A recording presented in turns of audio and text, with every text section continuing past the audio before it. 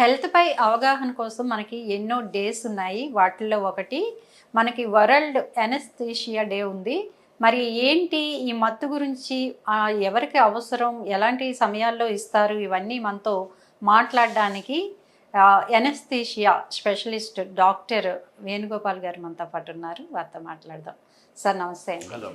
అంటే అన్నిట్లికి స్పెషల్ డేలని ఇది పెట్టడానికి ఏంటి అసలు ఒక ముఖ్యమైన కారణం ఏంటి? అట్లాగే ఎలాంటి సమయాల్లో మనకి ఇవ్వాల్సి ఉంటుంది?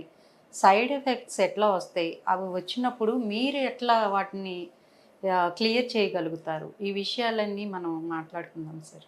సో వరల్డ్ అనస్థీషియా డే మనము జరుపుకునే తేదీ ఏంటి అంటే 16 అక్టోబర్. సో దీని ప్రాముఖ్యత ఏంటి అంటే 16 అక్టోబర్ 1846 రోజు అత్యంత ముఖ్యమైన దినం అన్నమాట. అనస్థీషియా పరంగా చూసుకుంటే, ఈ బ్రాంచ్ పరంగా చూసుకుంటే బిఫోర్ 1846 అండ్ ఆఫ్టర్ 1846 లాగా క్లాసిఫై చేసుకోవచ్చు. సో బిఫోర్ 1846 ఏంటంటే సర్జరీస్ అనేవి అత్యంత క్రూరంగా, అత్యంత పెయిన్ఫుల్గా, అత్యంత అంటే ఒక ప్రాపర్ పద్ధతి లేకుండా జరిగేవి అన్నమాట. దాంతో పేషెంట్ యొక్క మార్బిడిటీ అండ్ మార్టాలిటీ, మార్బిడిటీ అంటే సీరియస్ అయిపోవడం పేషెంట్, మార్టాలిటీ అంటే పేషెంట్ చనిపోవడం అన్నమాట. సో ఆ రోజుల్లో ఎలా ఉండేవంటే సర్జరీస్, ఒక నలుగురు మనుషులు వచ్చి పేషెంట్ చేతులు కాళ్ళు పట్టుకొని సర్జరీ చేయడం, లేదా పేషెంట్కి తలకి గట్టిగా దెబ్బ కొట్టి అన్కాన్షియస్ స్టేట్లోకి తీసుకెళ్ళి సర్జరీ చేయడము, ఇలాంటివి జరిగేవండి. కొన్ని మూలికలు ఉండేవి, ఆ మూలికలు పీల్చడం కానీ లేదా తాగించడం కానీ మత్తులోకి తీసుకెళ్ళి సర్జరీ చేయడం. అండ్ ఆ రోజులలో చేసే సర్జరీస్ నార్మల్ సాధారణమైన సూపర్ఫిషియల్ సర్జరీస్, డీప్ సర్జరీస్ అసలు చేసేవాళ్ళు కాదు. Extensive surgeries, prolong surgeries, complicated surgeries అనేవి చేసేవాళ్ళు కాదు. సో 1846 16th అక్టోబర్ రోజు జరిగింది ఏంటి అంటే మ్యాసచ్యూసెట్స్ జనరల్ హాస్పిటల్, ఇది బాస్టన్ అనే టౌన్లో, మన సిటీలో, యునైటెడ్ స్టేట్స్ ఆఫ్ అమెరికాలో ఉందన్నమాట. ఇప్పుడు కూడా దాన్ని ఈథర్ డోమ్ అంటారనమాట. సో దీంట్లో ఏం జరిగింది అంటే ఆ రోజు 16th అక్టోబర్ 1846 రోజు anaesthesiologist, famous anaesthesiologist WTG Marton అతని పేరు. సో అతను ఏం చేశాడు అంటే పేషెంట్ గిల్బర్ట్ అబాట్, పేషెంట్ పేరు వచ్చేసి గిల్బర్ట్ అబాట్ అనమాట. సర్జన్, ఇక్కడ ఎవరైతే సర్జరీ చేసే సర్జన్ పేరు జాన్ కొలిన్స్ వారెన్ అనమాట. సో ఆ పేషెంట్ గిల్బర్ట్ అబాట్కి లెఫ్ట్ సైడ్ జా మీద ఒక ట్యూమర్ ఉండింది అనమాట.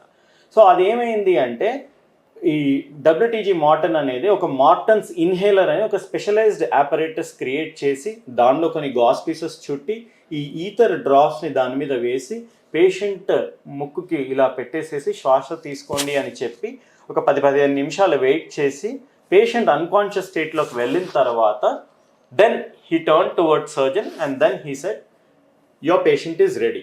Then surgeon was also very perplexed, అంటే కన్ఫ్యూజ్డ్. అంటే అంతకుముందు అన్ని అన్సక్సెస్ఫుల్ డెమాన్స్ట్రేషన్స్, ఇలాంటి డెమాన్స్ట్రేషన్ సేమ్ ప్లేస్లో ఒక అన్సక్సెస్ఫుల్ డెమాన్స్ట్రేషన్ అయిందనమాట.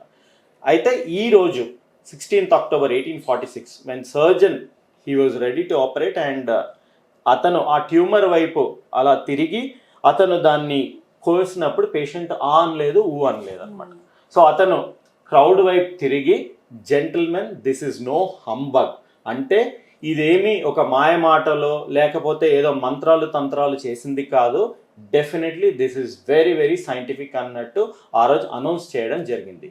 సో అప్పటి నుంచి మొత్తం scenario throughout the world including India, మన our own country India, scenario change అయింది అనమాట.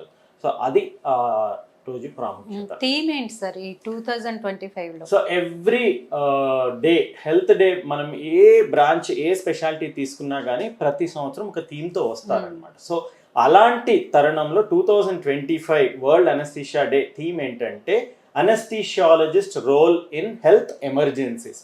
So basically anaesthesiologist only confine to operation theatre giving anaesthesia అనేది కాదు. మనం చూసాం కోవిడ్లో 2020, 21, 22 మొత్తము త్రూఅవుట్ ద వరల్డ్ అందరూ, ప్రపంచ అన్ని దేశాలు సఫర్ అయ్యాయి కోవిడ్తో.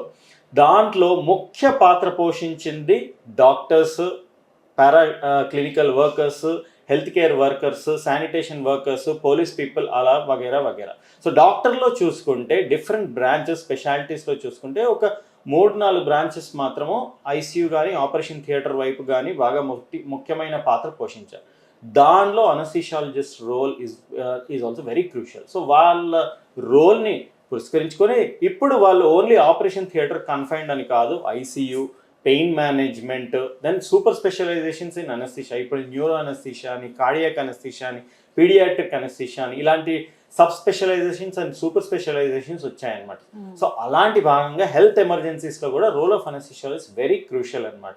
So they play a big role in emergency rooms, they play big role in casualties, they play big role in ICUs, then post operating care units, అలా వగేరా వగేరా. సో అది ఆలోచించి అది దృష్టిలో పెట్టుకొని ఈసారి థీమ్ ఏంటి అంటే role of anaesthesiologist in health emergencies. Okay, కొన్నిసార్లు డోస్ ఎక్కువయ్యి అలాంటి సమయాల్లో మీరు ఎలా దాన్ని చేయగలుగుతారు, మేనేజ్ చేయగలుగుతారు? బేసికలీ ఇది ఒక బ్యాలెన్స్డ్ కైండ్ ఆఫ్ ఆర్ట్ అనమాట. అనస్థీషియా గివింగ్ అనేది ఒక బ్యాలెన్స్డ్ ఒక ఆర్ట్. అది బేసికలీ అది ఒకవేళ ఎక్కువ డోస్ మించినా కానీ ప్రమాదమే, తక్కువ ఇచ్చినా కానీ యూజ్ ఉండదు.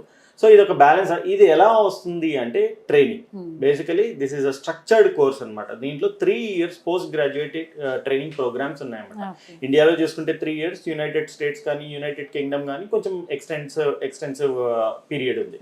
సో ఒక 3 years పీరియడ్లో ఫస్ట్ ఇయర్ ఒక కరికులం ఉంటుంది, సెకండ్ ఇయర్ ఒక కరికులం ఉంటుంది, థర్డ్ ఇయర్ ఒక కరికులం ఉంటుంది, దాని తర్వాత ఎగ్జామినేషన్స్ ఉంటాయి. ఆ ఎగ్జామినేషన్స్లో థియరీ ఎగ్జామినేషన్ అని, ప్రాక్టికల్ ఎగ్జామినేషన్ అని, ఇలా వగేరా వగేరా. సో ఆ ఎగ్జామినేషన్ క్లియర్ అయిన తర్వాత క్వాలిఫైడ్ అనస్థీషియాలజిస్ట్ అని పిలిపించుకుంటారు. సో వాళ్ళ చేతుల్లో సర్వసాధారణంగా వెల్ బ్యాలెన్స్డ్ యాక్ట్ అనే ఇదివరకు చెప్పినట్లయితే వాళ్ళ చేతుల్లో మోస్ట్లీ ఇలాంటి మిస్హ్యాప్స్ 99.999% జరగవు. అండ్ సీనియర్ సూపర్విజన్ ఎల్లప్పుడు సీనియర్ సూపర్విజన్ ఉంటుంది.